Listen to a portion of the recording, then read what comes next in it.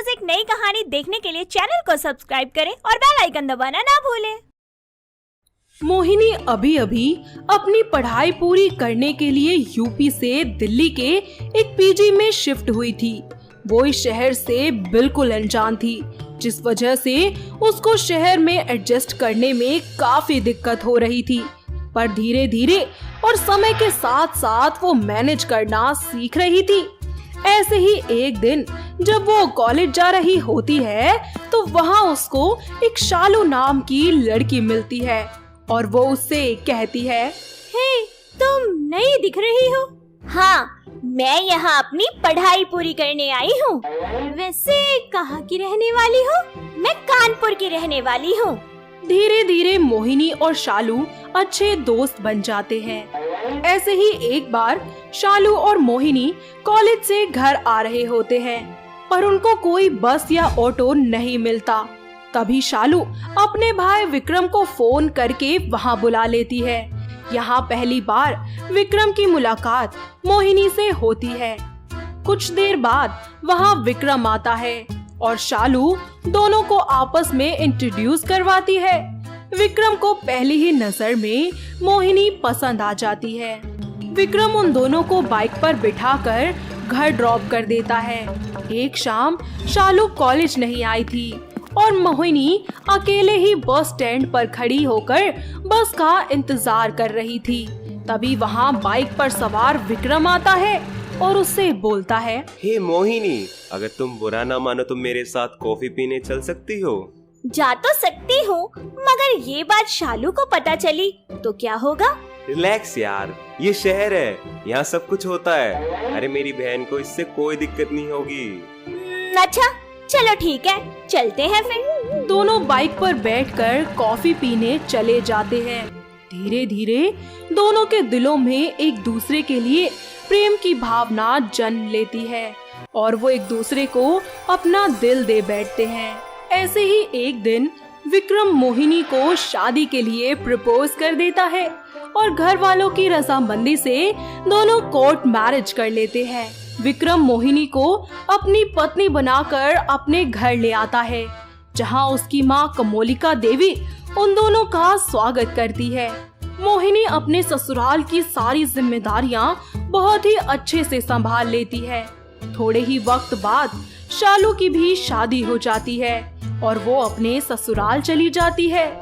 ऐसे ही एक दिन मोहिनी बाहर मार्केट से लौट रही होती है कि तभी उसको एक डेंटल क्लिनिक के बाहर बैनर लगा हुआ दिखाई देता है, जिस पर लिखा होता है, एक सोने का दांत सिर्फ 500 में लगवाए। ये देखकर वो क्लिनिक के अंदर जाती है और डॉक्टर से बात करने लगती है, जिस पे डॉक्टर उसे बोलता है, जी बोलिए मैम। क्या सच में 500 रुपए में एक सोने का दांत? वाओ! हाँ बिल्कुल। डॉक्टर, मुझे भी लगवाने हैं सोने के दांत। ठीक है, फिर कल आप हमारे क्लिनिक आ जाइए, हम आपके कुछ टेस्ट करेंगे, उसके बाद आपका सोने का दांत लगा देंगे। ठीक है, तो फिर मैं कल आती हूँ आपके पास। वो घर आकर इस सब के बारे में अपनी सास और अपने पति को बताती है और उसकी सास गुस्से से बोलती है, अरे तेरा दिमाग तो सही है ना? क्या जरूरत है ये सब करवाने की? माँ जी प्लीज मान जाओ ना, मेरा बहुत मन है सोने के दांत लगवाने का।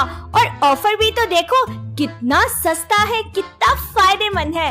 अरे मेरी बात कान खोल के सुन ले, अगर तूने ये करवाया ना तो मैं तेरे सारे दांत तोड़ दूंगी। मोहिनी वहाँ से गुस्से में चली जाती है, पर उसके दिल से सोने के दांत लगवाने का ख्याल नहीं जाता। वो बार बार सबको मनाने की कोशिश करती है, पर कोई भी उसे इस बात की इजाजत नहीं देता। पर मोहिनी का शौक कम होने का नाम ही नहीं लेता है।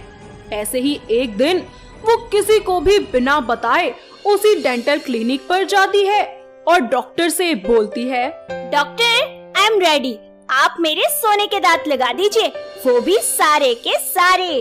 मैम आपके टोटल हुए 20,000, जिसमें से 16,000 दांतों के और 4,000 दांत लगवाने के।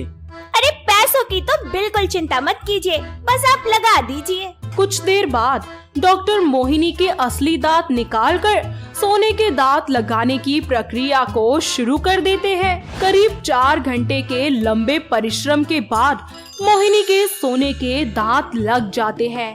वो डॉक्टर को पैसे देकर वापस अपने घर आती है और अपनी सास के आगे खड़े होकर अपनी बत्तीसी दिखाने लगती है, जिसे देखकर कोमोलिका का गुस्सा 7वें आसमान पर चढ़ जाता है और वो उसे जोरदार तमाचा जड़ देती है। अरे कलमोही, ये क्या करवा आई तू? मेरे मना करने के बाद भी तूने ये कदम उठा लिया। माँ जी, ये मेरे दांत हैं, मैं इनके साथ कुछ भी करूं, आपको उससे क्या ही लेना देना है? अरे मेरे घर में रहेगी तो मेरे हिसाब से ही रहना होगा तुझे। माँ जी देखिए, मैं घर का सारा काम करती हूँ, आपको विक्रम जी को टाइम पर खाना देती हूँ, आपके आए हुए सारे मेहमानों का अच्छे से स्वागत करती हूँ। अरे कम से कम मुझे एक चीज तो अपने हिसाब से करने दीजिए, मेरे ही तो दांत हैं, आपके उधार थोड़ी ले लिए मैंने। अरे याद रखिए तू, नाच पीटी बहुत रोएगी एक दिन। ऐसे ही समय बीतता जाता है और धीरे धीरे मोहिनी के सारे सोने के दांत अब काले पड़ने लगते हैं। वो अकेले में ही खुद को शीशे के आगे देखकर अजीब अजीब से मुंह बनाकर रोने लगती है और एक दिन उसकी सास उसके ये काले दांत देखकर उससे बोलती है, इधर आ जरा मेरे पास, तेरे सोने के दांत अब काले कैसे हो गए? अरे कहीं सोने की जगह लोहे के दांत तो नहीं लगवा आई तू? माँ जी देखिए ना, मेरे दांतों का क्या हाल हो गया, मुझे कुछ समझ नहीं आ रहा, मैं क्या करूँ? नहीं जाना, फिर से लगवा ले दांत, और हाँ इस बार हीरे के लगवा लियो। माँ जी प्लीज मेरी हेल्प कर दो ना प्लीज। मैं क्या मदद करूँ? जब उस टाइम मैं तुझे समझा रही थी तो तू तो कह रही थी कि मेरे दांत हैं, ये हैं वो हैं, पता नहीं क्या क्या। अच्छा ठीक है, और पहले तो तू मुझे वहाँ ले चल जहाँ से तूने ये दांत लगवाया है। दोनों उसी क्लिनिक में जाते हैं, मगर वहाँ कोई क्लिनिक नहीं होता। ये देखकर मोहिनी रोने लगती है।